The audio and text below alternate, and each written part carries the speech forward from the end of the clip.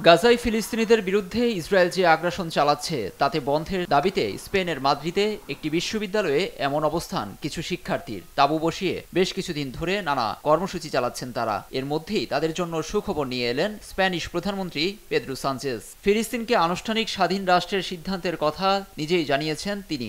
এ নিয়ে উচ্ছ্বসিত শিক্ষার্থীরা। এই পদক্ষেপ আরও আগেই নেওয়া উচিত ছিল। এটি স্পেনের একটি সাহসী পদক্ষেপ। যদিও আরও কঠিন পদক্ষেপ নেওয়ার প্রয়োজন হয় তাও নিতে হবে। আমি মনে করি এর শুরুটার প্রয়োজন ছিল। অন্যান্য দেশগুলোকেও এমন উদ্যোগ নিতে হবে।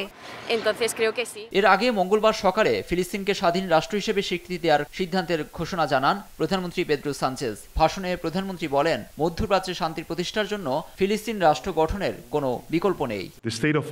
পশ্চিম তীর এবং গাজা উপত্যকার সঙ্গে করিডোরের মাধ্যমে পূর্ব জেরুজালেমকে সংযুক্ত করতে হবে। সেই সঙ্গে পূর্ব জেরুজালেমকে রাজধানী হিসেবে স্বীকৃতি দিতে হবে। পিএনএর বৈধ সরকারের অধীনে সরকার পরিচালিত হবে।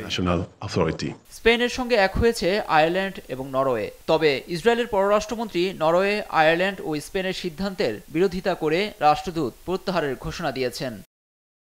গেল 7 অক্টোবর গাজায় হামলা শুরুর পর কয়েকটি দেশ ফিলিস্তিনকে স্বাধীন রাষ্ট্রের স্বীকৃতি দিয়েছে। এর মধ্য দিয়ে গাজায় যুদ্ধ বন্ধের জন্য ক্রমেই চাপে পড়ছেন ইসরায়েলি প্রধানমন্ত্রী নেতানিয়াহু। লুৎফর কবির, নিউজ ডেস্ক, দেশ টিভি।